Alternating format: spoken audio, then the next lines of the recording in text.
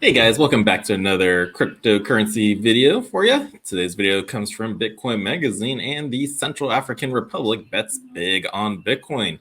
A group of Bitcoiners traveled to the Central African Republic to meet with the country's president and discuss pathways for Bitcoin adoption. I've been saying it for a little bit now. Africa is going to be a big crypto hub in the coming future because they're already talking about tokenizing their natural resources, and that will be big. So here we go. The people of the Central African Republic, the CAR, are on a mission to be the first country in Africa to enable widespread Bitcoin adoption. They are the second country in the world, after El Salvador, to officially adopt Bitcoin as legal tender for use in regular commerce and for paying taxes. Here's this tweet from Faustin Arcane Tadero. Hashtag Bitcoin is the blueprint for the new monetary system. Sound, hashtag money, apolitical and uncensorable, neutral and decentralized, guided by the community and orchestrated by code. A better currency for a better world. Hashtag BTC, hashtag CAR. And that is so true about Bitcoin. In April 2022, President Faustin Arcane Tadera signed into law a bill which passed unanimously, making Bitcoin and the CFA franc the legal currency of the Central African Republic. So yeah, Bitcoin is literally legal in two countries now. Understanding the challenge ahead, President Tardera invited a group of Bitcoiners with expertise in different areas to the country's capital of Bangui in order to advise the country on issues like setting up internet access, connecting to the Lightning Network, and developing mining facilities. 7 Bitcoin experts spent a week in the country to understand the Central African Republic's context better and identify the main factors that will encourage or inhibit the adoption of Bitcoin in the country, according to the report. Here is a photo of them all. We have Bitcoin delegation to the Central African Republic. From left to right, we got Nicholas Birdie, Sebastian Guspello, Jean Marie Cambarciers, Jean Christopher Busin, President Tadeo, Alfred Poloco, Nor El Bawab, David Oren, Richard Dente, and Daniel Kukend. So yeah, there they all together discussing. But in their recommendations, the group addressed what they saw as CAR's challenges: low access to electricity, low access to internet, low rates of mobile phone users, lack of educational organizations dedicated to Bitcoin, ID card needed to buy a SIM card. The areas where CAR has strengths for adopting Bitcoin successfully include favorable regulation, usage of mobile money, and only 5% of the population is banked. So yeah, so not much of the population is, so this is another opportunity. Makes it a little bit easier than trying to get with a banking system. The access to electricity. The report highlights that there are two different energy networks in CAR. Access to electricity is better in the city of Bangui, less so in the remote rural areas. The energy divided between Bangui and villages requires special attention to avoid an economic divide between cities and isolated areas. Despite having lots of potential hydro, many projects have yet to actualize due to a lack of funding. Now, the other issue is the access to internet. Unlike El Salvador, where internet access is widespread, internet access in the Central African Republic was estimated to be only 11.4% of the population in January of 2021.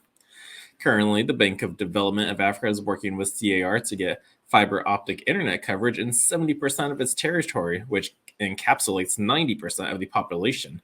1,010 kilometers of optical fibers have already been installed and will be made available to the public from June 2022. So there's a good sign. With a population of 4.8 million, CAR has some interesting statistics that make it a prime location for Bitcoin adoption. The report looked at the current data and found 2 million mobile phone subscribers, approximately 800,000 unique subscribers, 300,000 customers with mobile internet access, and 100% 3G coverage in the city of Bangui.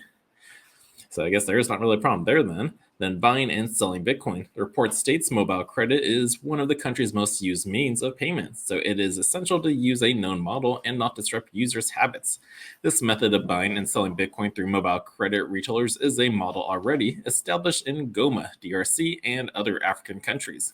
The authors recommend leveraging the country's 12,000 mobile credit retailers and installing Bitcoin ATMs in cities and secure locations. It's another photo of the Bitcoin delegation in Central Africa tapping into the Lightning Network. The report's authors believe that Bitcoin can be best deployed through the people's smartphones using the Lightning Network installed in the telephone system.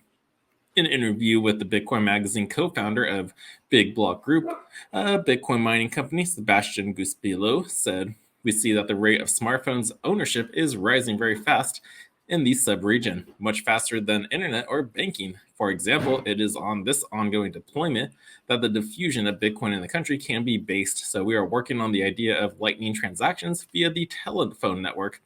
We have Samson Mo and other geniuses to work on an adoption with the conditions we have right now in the country."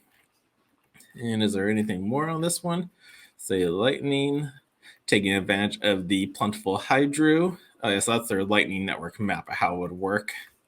But taking advantage of plentiful hydro, like El Salvador, CAR has the major advantages of plentiful energy sources for Bitcoin mining. The report detailed that the hydroelectric potential is phenomenal, from 700 to 2,000 megawatts. In his interview with Bitcoin Magazine, Guspilo said, "The goal is that mining can contribute to the development of electricity by helping to finance new power plants. These are huge projects. Big Block Green Services is too small to carry them alone. We will need help from big actors of the mining." Now, bonds to finance Bitcoin mining. The report authors suggest that the country follow the example of El Salvador and sell government bonds as a way to raise capital for building mining facilities. Like El Salvador, Bitcoin bonds, we recommend issuing government bonds on Bitcoin Liquid Network. These bonds would help finance the construction of the region's solar/hydro energy infrastructure and Bitcoin mining. The mining infrastructure would also benefit the Central African Republic with a source of revenue. El Salvador will raise $1 billion in bonds thanks to Bitcoin.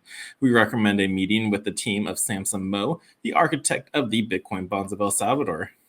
In conclusion, President Toderas tweeted this: "Understanding #Bitcoin is crucial to acknowledge. Its disruptive power to bring long-term prosperity. Mathematics don't account for human emotions. Future generations will look behind at these very moments to celebrate our strength and unity in choosing the right path during hard times. #Bitcoin." I asked Goose below if he thought the people of CAR are backing their president on this Bitcoin initiative. And yes, everyone has a role to play. Citizens have to take ownership of Bitcoin and educate those around them. The knowledge will be shared from the citizens we have already introduced to Bitcoin, to Lightning, and to all those that the next delegations of Bitcoiners will form. I insisted during my speech at the big CEMAC, the Central African Economics and Monetary Community Conference, that Central Africans should be sure of one thing, and that is that the decision of the president is excellent one, that of his visionary. And with this certainty, we, the Bitcoiners of the world, should help this president, and they should help him too by simply adopting Bitcoin. So yeah, Africa is going to be huge in this space. Dubai and Africa are our next big ones. We hear more adoption happen, but it's already legal in the Central Africa. So yeah, Bitcoin's legal in 2 countries, El Salvador and Africa, and CAR, Central Africa, so the African Republic. So yeah, who's next? I think it will be Dubai being the 3rd one.